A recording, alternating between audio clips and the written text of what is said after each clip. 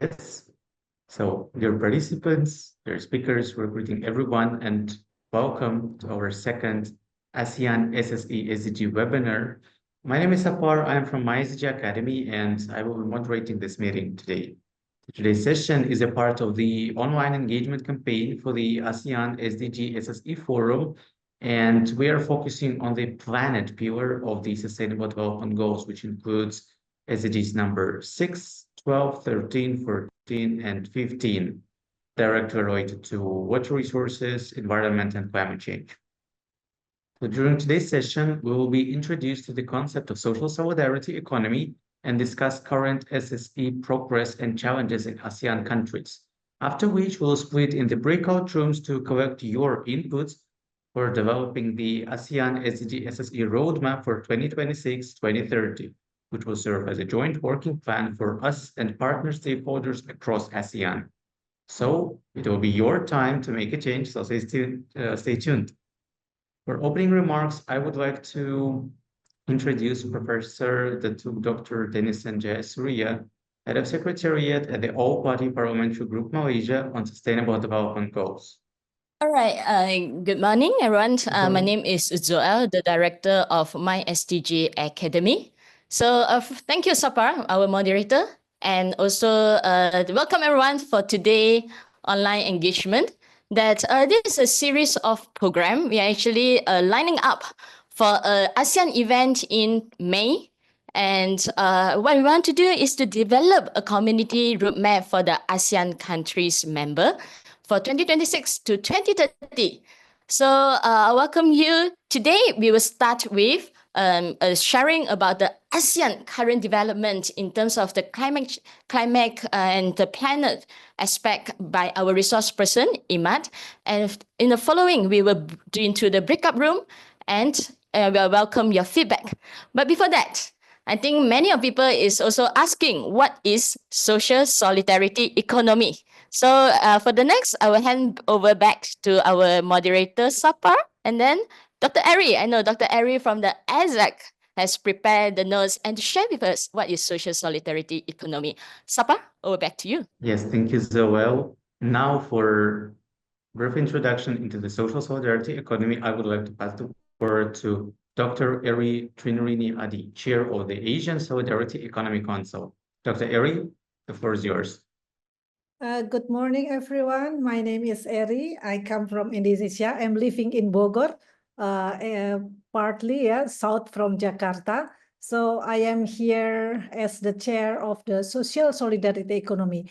As Zoel mentioned, that our webinar today will link with the goal of advocacy, collaborations of APPGM with the ASEAN Solidarity Economy in promoting the SSE to the ASEAN policy framework.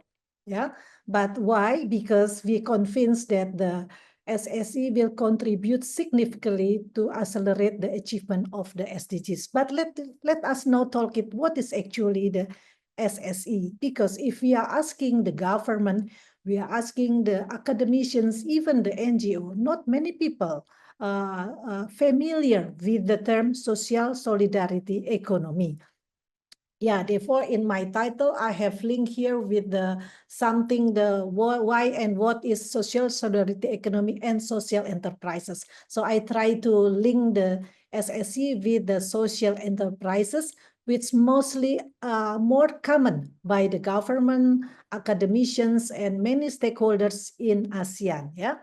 So before we start to this, let's see why we need the new paradigm of economic. Yeah. So we see that if we can figure out the structures of the economy, we can see here that as a pyramid, so it is little bit mixed in bahasa, but actually in Asia context, it will as well not much difference. Yeah, that 40 or 60% of the populations are in the micro, small, and middle enterprises. While you see the numbers here, 63.5 million unit enterprises. Yeah, and while the largest scale of the enterprises, only few, Yeah, in percentage, you can have in like 0.02%, while the most are dominated by the middle and micro enterprises. So what is actually the consequences of this pyramid?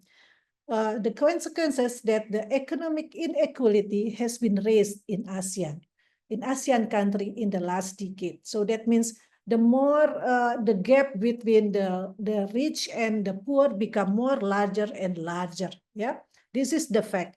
And the second fact is actually these the 40 and 60% from the populations actually they contribute the most for the job opportunities with the informal sector, with the small enterprises and so on.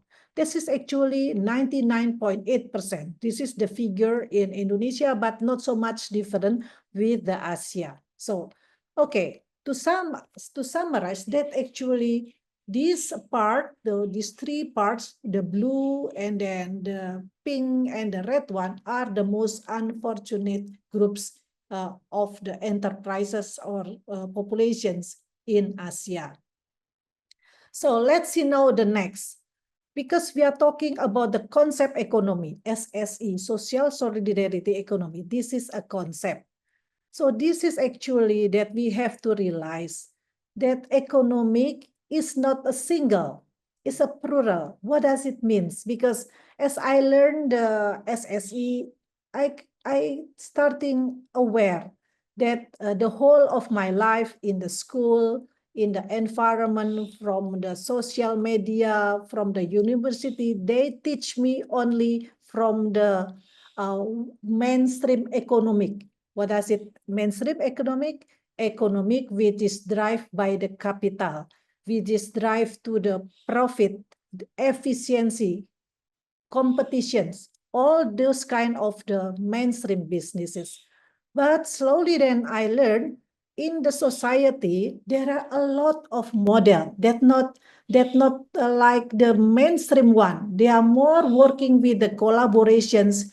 They are working collectively by the community. They have the social missions to pursue the social missions as well for the environment. So a lot of different things it's happened here below the sea. If you see the pyramid, the iceberg, that actually in the on top of the sea there are the wage labor, community markets, or these capitalist enterprises, which is actually only few numbers, but that they have influence for the whole populations. So the SSE mostly in this part, yeah, what we call it the economic social solidarity economy. To make it short, to make it be like grounded, the term of the SSE with the entities, because if knowing entities, we can become more like understanding.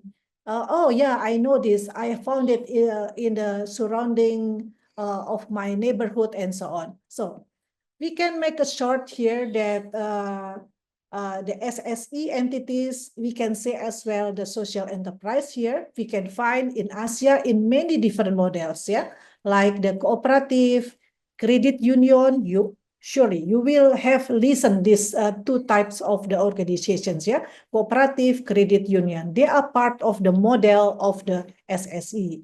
And then saving and credit, but with income generations activity. I will make a acronym here with the EGA. Yeah? So that means all saving and credit organizations with the income generating activity, then we can call it SSE. As well, NGO. We have heard a lot of NGO. We will listen from Immad. There is a lot of initiative from NGO, but from the point of view of the SSE, the NGO with income generating activity, then we can categorize this as the SSE. Value and practitioners, yeah. And the next, we have heard about labor union, worker associations. We have heard a lot of this in our country, but again, we will promote this with the income generating activity. And then mutual benefit associations, microfinance NGOs, self-help groups, but again, with income-generating activity. Fair trade, I'm sure that you have in Malaysia as well this kind of enterprises with the principle of the fair trade. And community-based organizations, we can find it in the village level, but again, with the income generating activity. If we see all these dots, we can see a lot of things will be underlined or focusing or empowered or strengthening with the income generating activity. Yes, this is the typically because SSE is economic entity. So that means the economic entities should have the economic engagements as well. Yeah. Okay, and then the next, so the next quite hard to read, but just I will read it slowly to make you more easily to digest, yeah, as a definitions. What is actually definitions of social solidarity economy? I taken this from the Dr. Benjamin Konino's slides in 2021, yeah.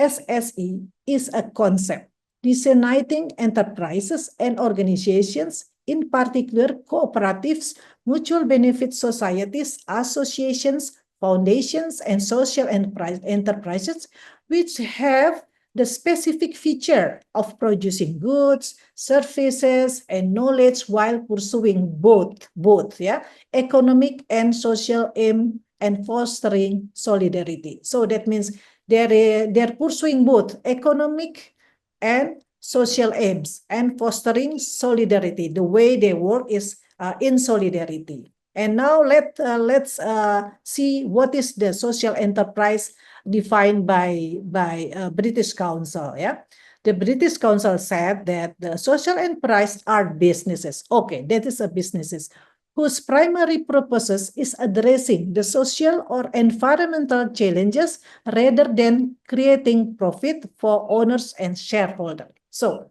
yeah, that means this is their enterprises, but addressing primary. That means the first is addressing the social and environmental challenges rather than just creating the profit.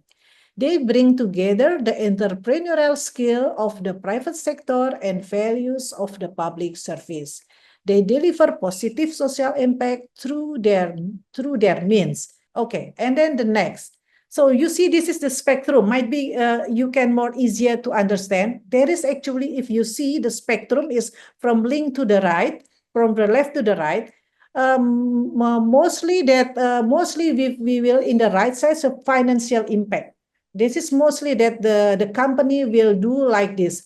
Either this is for profit or the state-owned company. There is more financial impact.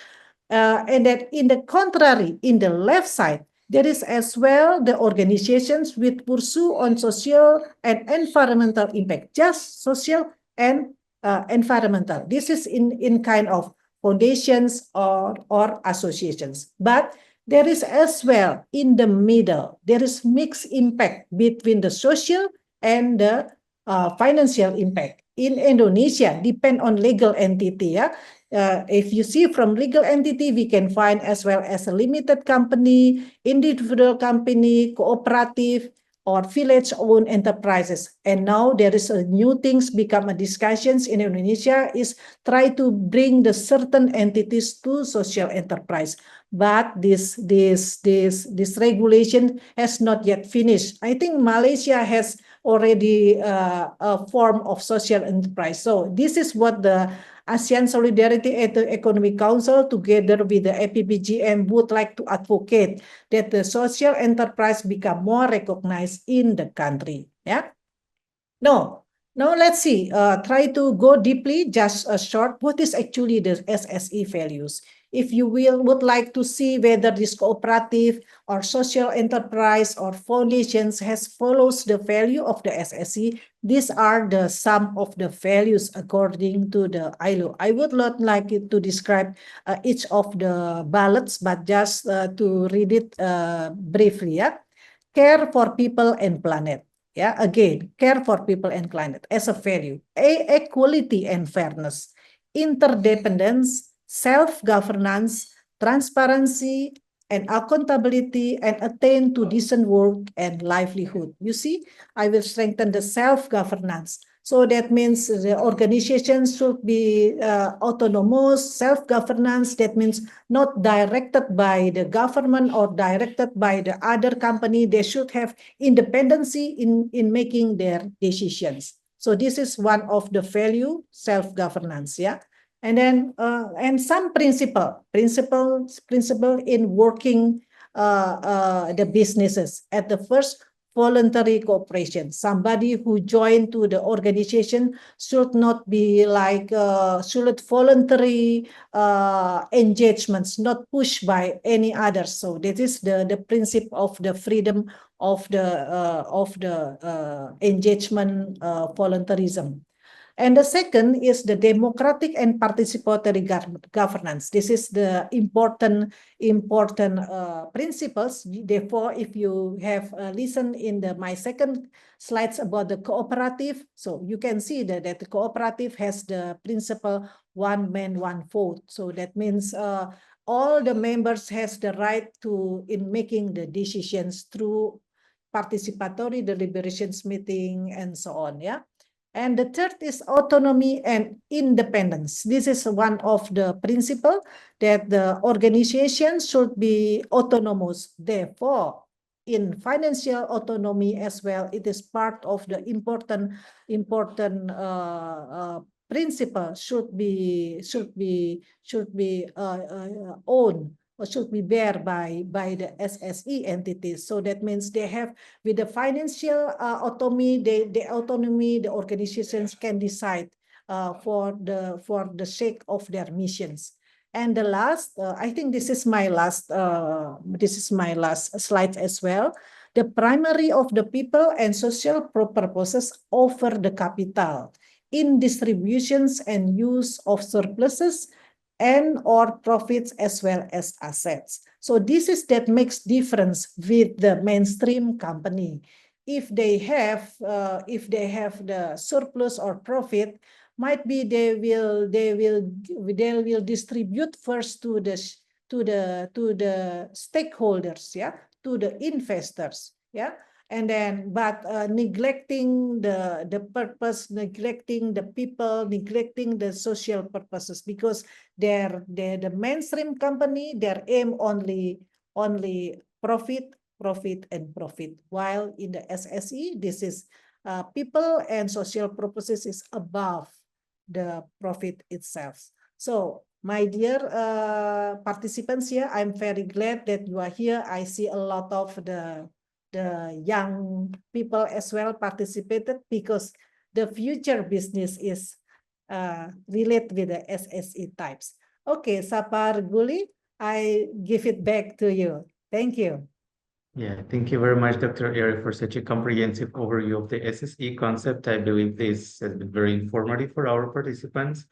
And now I would like to introduce our next speaker, Immad Ahmed. Mr. Ahmed is a distinguished humanitarian advisor with a wealth of experience in the development and humanitarian sectors, particularly in addressing complex challenges like climate change, conflict, and economic instability. His expertise in human-centered design and design thinking has enabled him to develop innovative solutions and empower communities to find impactful responses to crises. Immad's commitment to empowering communities and promoting SSE led him to establishing a youth-led social enterprise focused on climate change resilience. Now, Immad, please, the floor is yours. Thank you. Let me just share my screen. Thank you, everybody. It's a pleasure being with you. And Dr. Eri, thank you for setting up the conversation perfectly for me today. And thank you for that nice introductions. Just for the agenda as of the things that we'll talk about today, I've listed out a few of the items that we'll talk, but I know I have a lot of information to get through, so I'll definitely start. Now, we all here for the planetary pillars that are aligned with the SDG goals 6, 12, 13, 14, and 15. And I will talk to you about the progress before we get into a little bit more in depth on what are the opportunities for social enterprises and SSEs in the climate resilience fight against climate change. I'll definitely discuss how we are doing so far, especially in the ASEAN countries. So as you can see, I don't have great news for everybody at a global level, but there are still we still have to be very optimistic when we're looking at coming up with solutions. But as you can see, as this map, when it states the SDG 6, which is about clean water and sanitation, that there's a lot of challenges that are still remaining all across the world. And if we look at ASEAN countries, when it comes to water scarcity, water pollution, and inadequate sanitation remains critical challenges. But for ASEAN countries, we made some progress. And Indonesia and Philippines still facing considerable challenges with safe drinking water access and improved sanitation in urban and rural areas. And what we're seeing is a lot of challenges in the rural areas and the urban areas as well. Now, Vietnam and Thailand generally perform better in terms of water access in urban areas, but have remaining challenges regarding water quality and rural sanitation. Now, there are opportunities with each of these SDG goals. I will also talk about where SSEs have opportunities as well. Now, there is opportunities of leveraging technology innovations, investments in sustainable water management infrastructure, and cross collaborations within the ASEAN can significantly improve the water security and sanitations. And I won't go through all of it, but you can see the slides on what countries have made progress and where the significant challenge and stagnation already. And this will be very common for all the other slides I'll go through.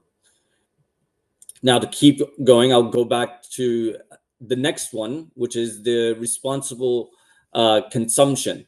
Now, globally, world faces issues with unsustainable resource extraction. As we know, waste generation is still a big challenge, and insufficient recycling practices. Now, a lot of this also addresses electronic waste management and municipal solid waste, remaining particularly problematic globally. Now, when it comes to challenges in the ASEAN countries, Singapore still faces high per capita electronic waste consumption, substantial nitrogen emissions associated with imports, which is still a challenge.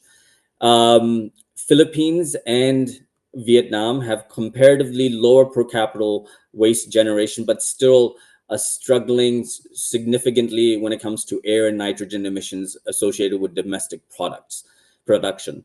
Now, the opportunities again, in ASEAN countries, we can harness regional frameworks like the ASEAN Circular Economy Framework to enhance resource efficiency and sustainable waste management and regional recycling initiatives. And I think there is a lot of opportunities around the recycling initiatives that can be turned into income generating opportunities for communities. And we see this in the non-formal sector for sure happening, but this can be scaled and leveraged at a greater advantage.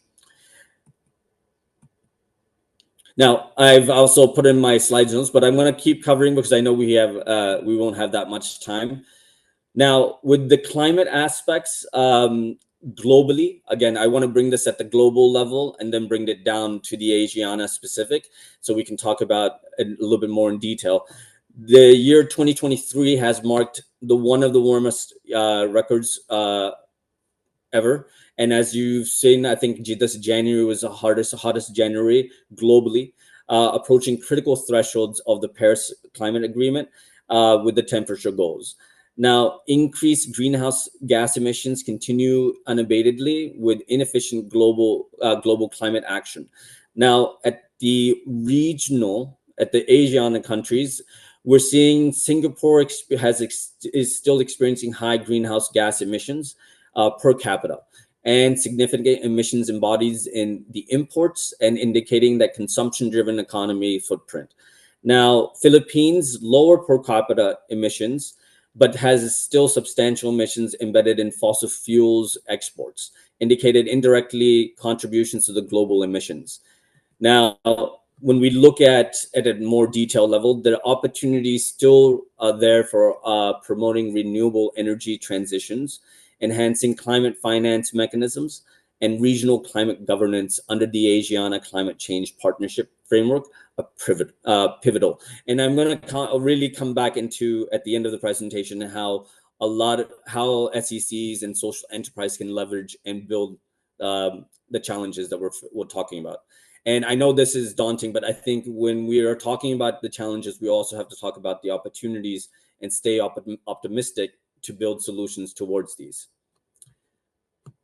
So the next one that's very close to my heart is about life below the water, which is SDG 14.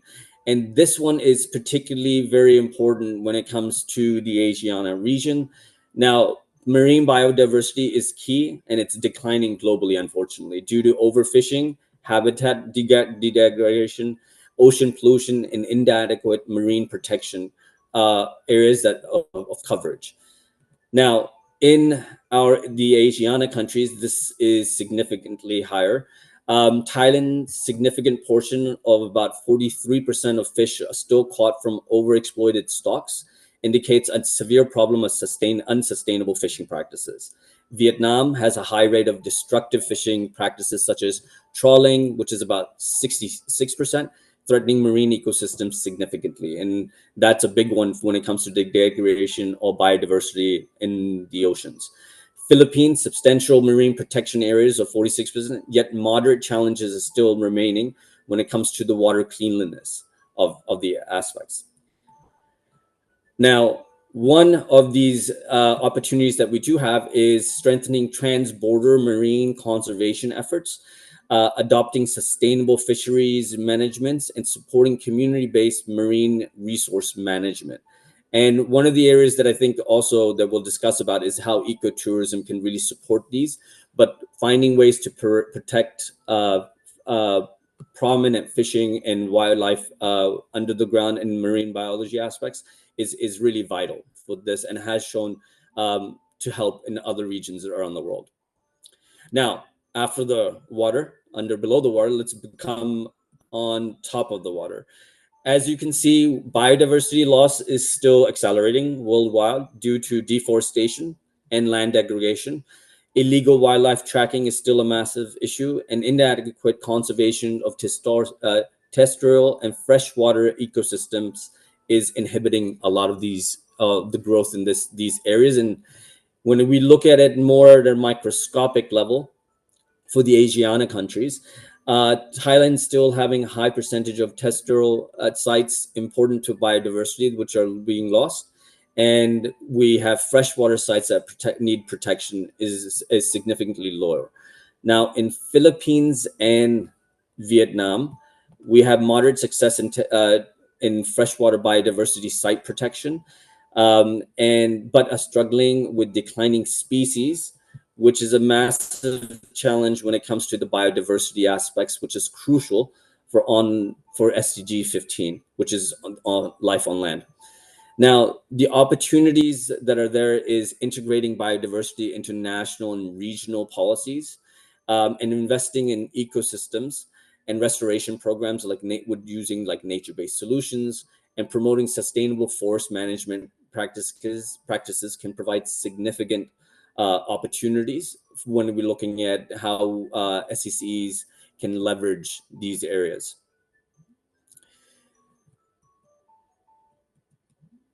Now, some of the issues around cross-cutting opportunities. Now, technology and data innovations can definitely leverage this area, especially around data collection, analysis, around improved monitoring and policy responses is a tool that can be definitely used.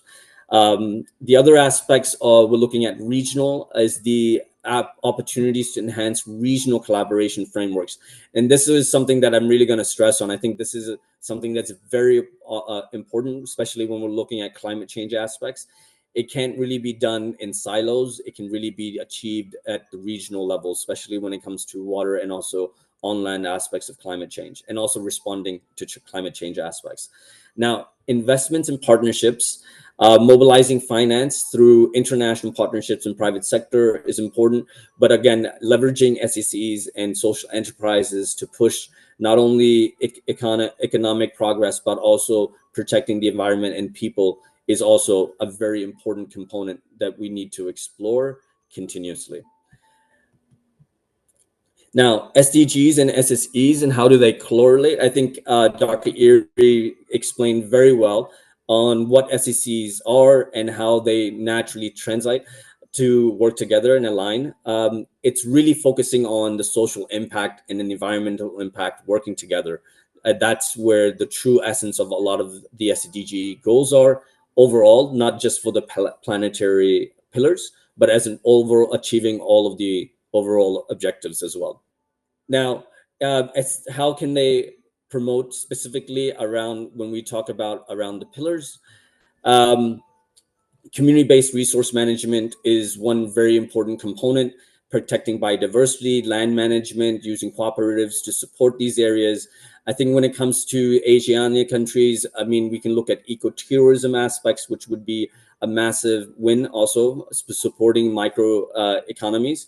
The other aspect is innovative waste consumption practices, recycling, organic agriculture, using regenerative agricultural practices can reduce the impacts and also help not only the waste aspects, but also the consumption aspects.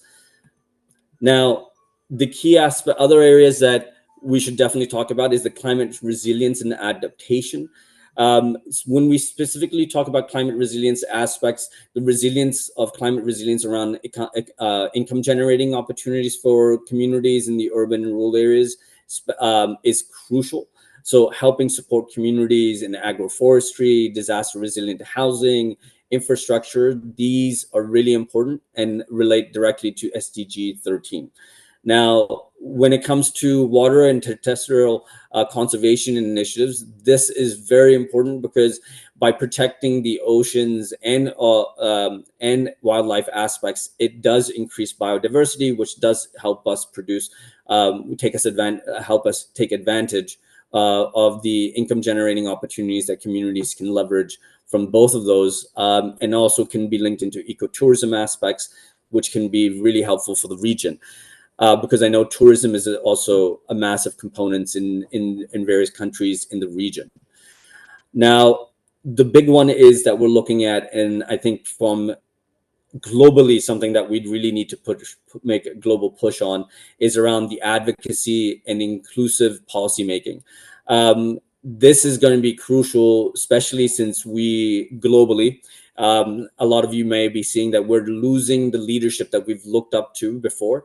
And I think it's really important for us now in the ASEAN countries and around the world to look within and then really look at advocacy and policy at the national and cross-border aspects that can support the policies that we need to support and stimulate SSEs and social enterprises to be developed and create an environment where they can come up and try solving the issues, because that is a massive gap that we're looking at. The for-profit sector has really not been able to leverage that at the way that we need it to when it comes to climate resilience.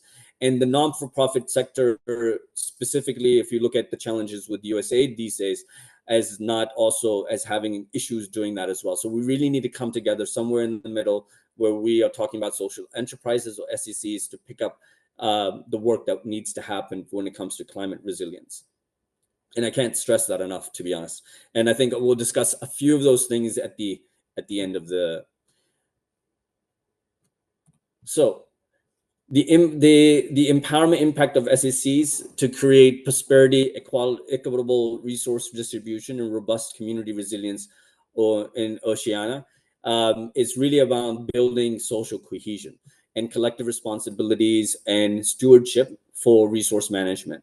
The other aspects is something around creating localized economies that reduce dependency on environmental harmful practices, and that's where I think SECs can really come in and drive our economies in a more resilient manner that takes care of the environment and also the people. And that brings me to the next one: promoting gender equality and youth engagement. These two aspects, when it comes to community engagement and resilience and climate aspects, is a massive gap that we are seeing all over the world. We're not engaging women and youth in the way that we should. And this is the key to actually building resilient communities. For me, this is my opinion as well. From things that I've experienced, this is the key. And I think I'll touch about this a little later on. But strengthening governance systems where there is a lack of governance is really important, but active citizen and participation in environmental and social decision making is the key to this as well. So building it from the bottom up, I think, is what we are looking to do, and I think will help support and empower communities. Now, recommendations for strengthening SEC's contribution in Oceania, enhanced policy support, which is something that you guys will be talking about and working on, and development of supportive regulatory frameworks incentivizing SEC models. Now, social enterprises, a lot of places in the world are a little bit in the gray zone. They may not have the legal framework or the legal clarity, but there are workaround methods that can be still used to catalyze that sector. But with the right policies, with the right incentives and government frameworks, we can accelerate that as well.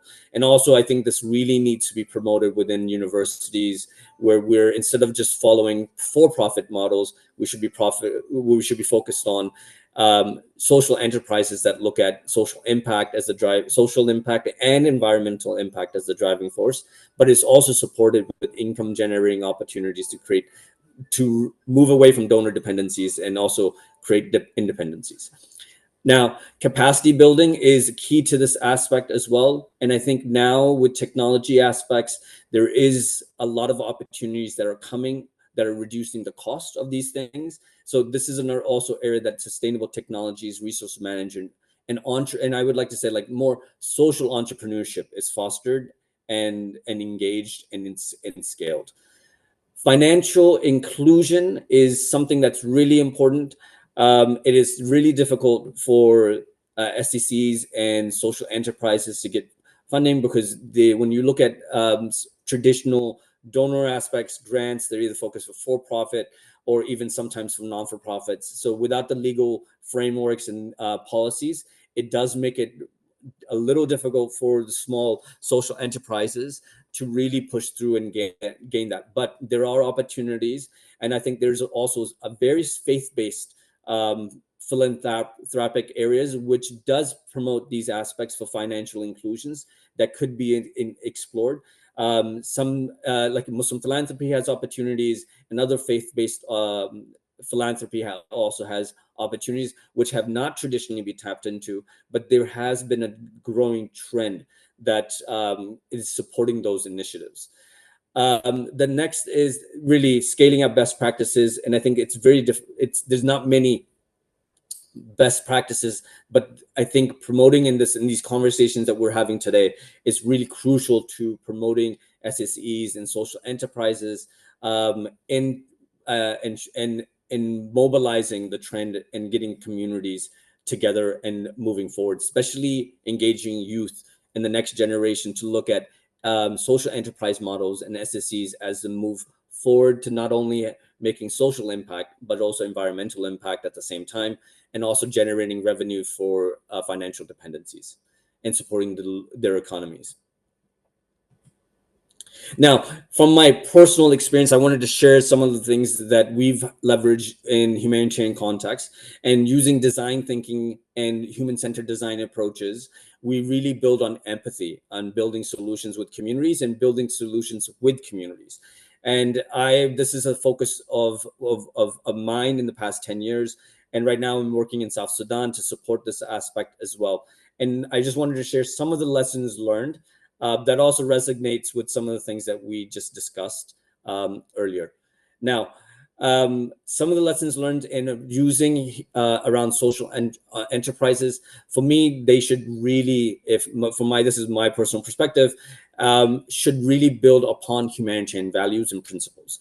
There's a reason that we don't need to recreate the wheel all the time, but building on humanitarian values, especially when you look at cross-border aspects, is crucial, because unfortunately with climate aspects, there is a massive aspect of displacement, and being able to create organizations and communities that have the social cohesion, that are built on humanitarian values and principles, has amazing longevity and a response of civil engagement within the communities they are working, and really promotes civil engagement at the best way. And this is why when and I'll give our case study a little bit later, But this is why when I believe that if you're building a social enterprise or SSEs, the foundation of them should be around humanitarian values and environmental and social impact.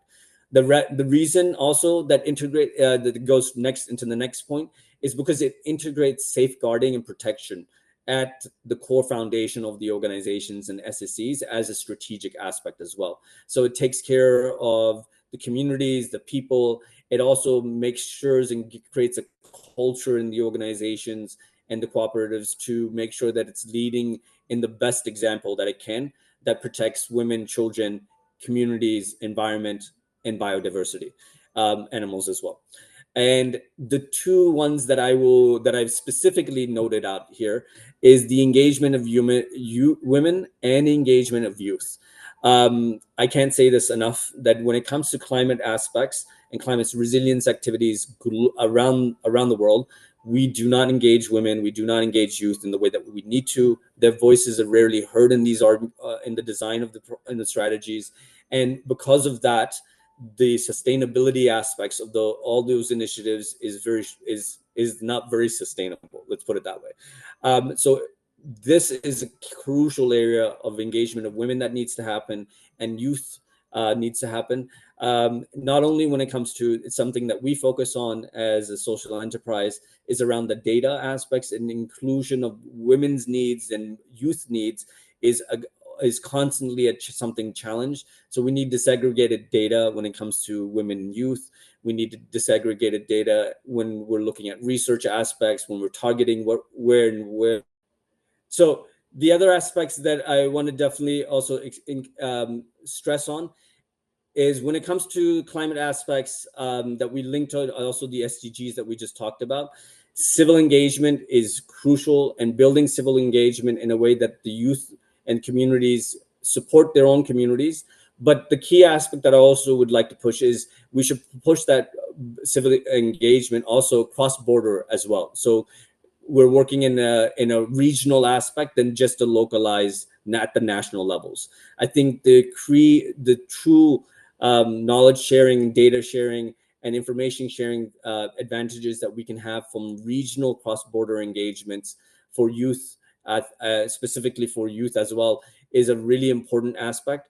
And I would definitely stress on that as well. Creating data sharing networks and policies that are cross-border and that can support those frameworks is something that's very, very important. And that's also what it brings to the last point that I wanted to make, is the data sharing aspects and coordination at the regional levels are very important. I would love to have it more at a robust level at the global levels, making sure the voices of minorities and vulnerable communities are heard. But this is continuously a gap, and something that we as an organization, as a social enterprise, are working on and creating regional connections and networks of youth and volunteers. I know we may be a little bit short on time, but to give you a small example of an organization, Humanitarian Assistance Program, started off in 2017 due to the Rohingya crisis in Bangladesh. I was an executive director working for an NGO from the US that we were setting up our projects there. We were responding to the humanitarian crisis with the communities, providing medical camps, education facilities, doing site development, looking at the holistic approach on supporting communities in the humanitarian response. And the only reason I want to use this as a case study is because when it comes to climate change, we have these challenges all over the world. Now, in 2019, we had challenges of funding because we were a donor-led organization, donor-funded organization. At that time, we had decided to establish HAP, which started off as a community-led project, into its own social enterprise that was run by the refugee youth, who didn't have the legal frameworks of creating anything, but we found workaround methods for them to give them the self-agency. Now HAP has been working on providing strategic and technical support to humanitarian stakeholders. In the response, they're looking at building climate resilience within the community. So these refugees and IDPs that we've been working with are now providing support to the host community in Bangladesh at the national level, with the key insight that they're now going, once they had started to create that catalyst within the country, as minority populations, they're now standing up and helping other communities around the world from Pakistan, Nepal, working in hopefully in Indonesia to support other communities and catalyze youth engagement and when it comes to climate resilience. So just like Dr. Iri was talking about, we're basically set up as a for-profit agency, but we function because we don't have legal frameworks in Bangladesh. We function and work as a non-for-profit and hold those values at the growth. These are just some of the organizations that HAP has worked with in the past 4 to 5 years in Bangladesh. And these youth in refugee contexts have generated their own revenue and are supporting their own communities and putting the profit back into the communities and to other communities, not just their own, but other communities. And when it comes to building climate resilience in Bangladesh, and then are now working on in a regional effort, and also some Asian countries as well that we hope to in the next year and this year and hopefully next year. Thank you. That's all I wanted to. And I'll stop right there. But thank you for your time, and it was really a pleasure to be here as well. Handing over to you guys. Thank you, guys. Yes, Immad, thank you very much for such a detailed insight on climate resilience and its relation to SSE. And now I would like to first remind our participants that we'll have a dedicated question and answer session in the very end of this webinar. So please drop your questions in the chat box. Feel free.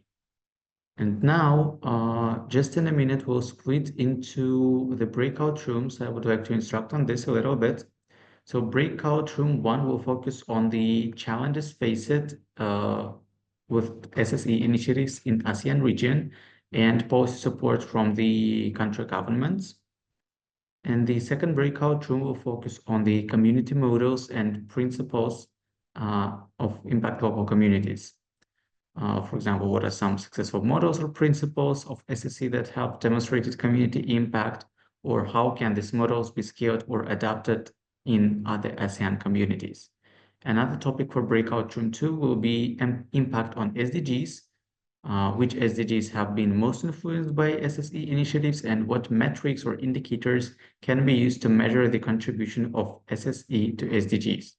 I would like to remind you that this is to gather your inputs for drafting the SDG-SSE ASEAN roadmap, which will be used in the next 5 years from 2026 to 2030.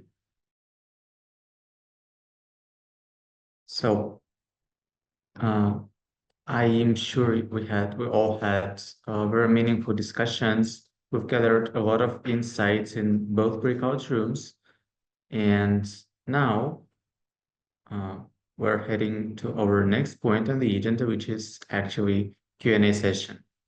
We have the questions in the chat box. We'll start addressing them now. And if you have any follow-up questions, you can also feel free to open your mic and say or drop it in the chat box. And our first question is, to grow the economy, government will promote various types of economic activities. Increase consumption in various forms is one way to achieve. How soon the ASEAN framework would be in place to help strike a balance, especially when USA withdrew from Paris Agreement and China economy slows? I suppose this is a question for Immad, as it is related to Paris Agreement. So I think hi guys. So I think this is a very technical question, and yes, I mean, most of our national frameworks measure GDP. So it measures growth in very different ways, but I think we need new ways of measuring growth specifically as well, and different indicators. So I think that's a conversation that we really need to have at the policy levels. Because the way that we measure all these things is not the way that we want to, specifically because we understand that resilience and social impact aspects, environmental aspects, are very different from how GDP is measured. So there's conversations that need to be measured, and we need to create policies at the national and regional levels on if that is the way that we want to continue.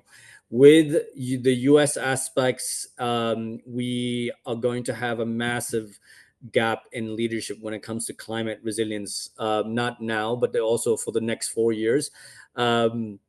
And I think a lot of us have been watching the news to understand why that is happening. So it really will look to us to look within for our own leadership and to look at the communities that we're working for and with, and build leadership and look at new leadership to guide those conversations. We can't be looking to the global north again continuously, because they're not leading climate resilience activities and the work that we're looking for.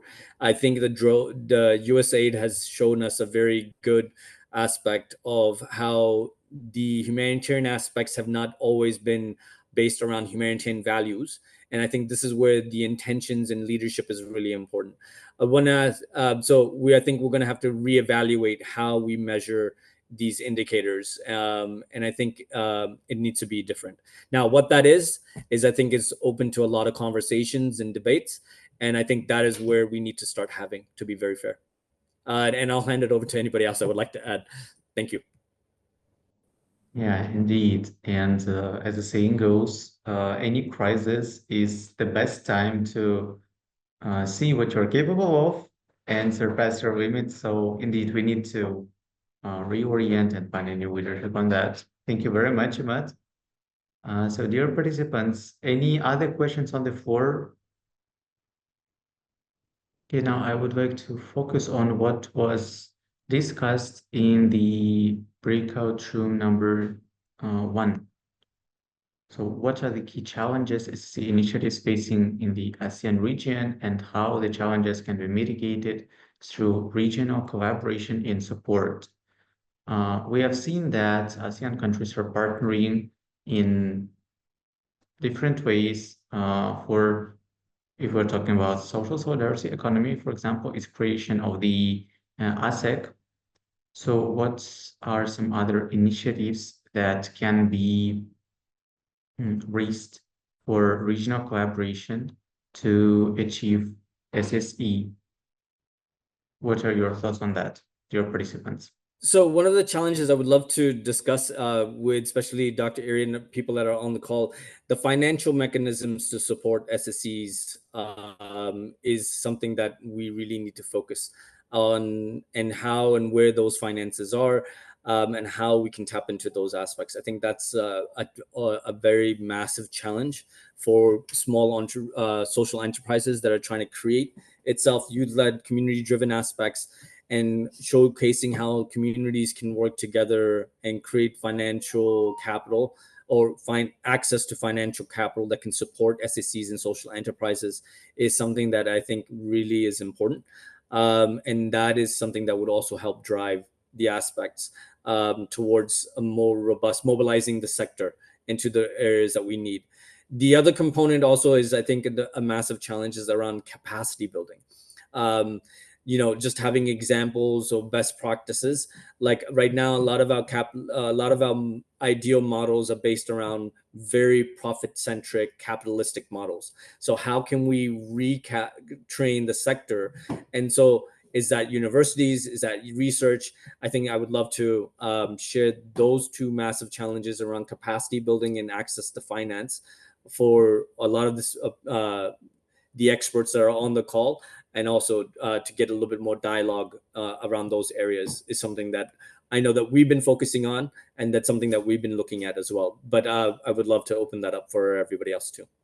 Thank you very much, Immad. And I see the suggestion in the chat.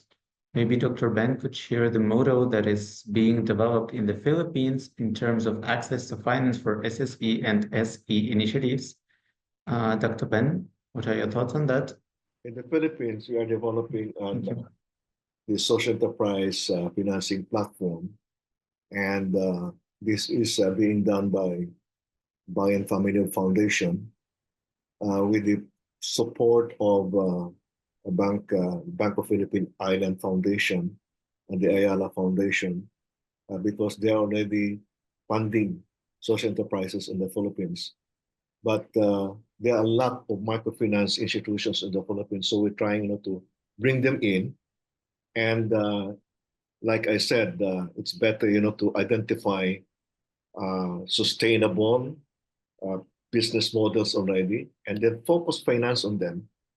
on a franchising basis, so that you see there's so many micro small enterprises struggling to access finance and market. But you already have sustainable and successful business models, so why not, support this? And financing institutions like to finance successful businesses. The problem is that there are many NGOs who are focusing on capacity building of micro small enterprises, but how long are you going to build up the capacity of these small businesses? It will take some time. So the thing that I think the most important strategy is to look for successful business models and then discuss with a number of these financing institutions how they could focus financing so that this business model could be adopted throughout communities, owned enterprises owned and operated by the communities themselves. So this is the thing that we'd like to do in the Philippines, and I hope that we can discuss this in the forum. Because you see, I have been in this business for a long time, and I think the approach of many of just trying to build up the capacity of micro small enterprises doesn't work. So this is the reason why it's better to focus our resources, meager and restricted, limited resources, in terms of replicating business models. Now, in franchising, you don't concentrate wealth in just one organization. You actually distribute, the ownership, replicate the ownership, and communities will be the owners and operators of a franchise. So instead of supporting 100 micro small enterprise in one community, if we have 5 business models franchise there, employing 1,000 people, that's better. So this is why I think we need to review the approach, in helping communities. We have done this insofar as microfinance institutions are concerned. We look for models. I know that because we're involved in capacity building for microfinance, and we look at Grameen Bank and we said, this is the model that will work. And so we promoted it, and there's so many organizations that supported it, and that's why it's very successful. Now, like I said, Immad also, Immad Ahmed, was also saying a while ago, there's so many models out there that are already successful. So this is I'd like to share here that maybe in the forum, that's why in the roving workshop in the forum, we're looking, for successful models, so that we can replicate this and focus the financing, the promotion of financing to these successful models. Thank you very much, Dr. Ben. So we have 2 raised hands. I would like to remind that we are a bit short of time, but let's wrap up this dialogue with Immad and Dr. Eri with your insights, and then we'll switch to the group photo. One thing that Dr. Ben was just talking about, and I just want to kind of echo a little bit past it. When we look at policy aspects, just in the case example, there's a lot of NGOs, a lot of grants that are looking at supporting entrepreneurship, or grants for entrepreneurships, specifically focusing, irrespective if it's social aspects or just profit driven. If we switch policy levels of just looking at, instead of focusing on entrepreneurship and it focuses on social entrepreneurship, we'll also take existing capital that is out there to support and build communities, especially economics of communities, and then we will direct it in the social towards SSEs and the social enterprises, which is not very done right now. So even in the humanitarian context, in a development context, when you're looking at USA, like the large global donors, they're looking at entrepreneurship and supporting those aspects and providing small grants and capacity building. If we make a policy shift that instead of supporting entrepreneurships, and it's good to support social entrepreneurships or SSEs, that small little strategy shift in policy will also help existing funding that's coming into the countries go in the right direction. That's all I just wanted to add. Thank you. Yeah, Immad, thank you very much. We're so sorry we need to transition to another meeting. Thank you very much for your valuable insights, Dr. Ari. I apologize. Yeah, thank you everyone for attending today's session. We'll be conducting the next sessions as well. And now, please, I ask you to turn on the cameras to make the group photo, and we'll wrap up. Okay, thank you very much, dear participants. Stay tuned. We'll be having another session soon. And see you. Thank you. Thank you. Yeah, thank Immad. you. Thank you. Goodbye.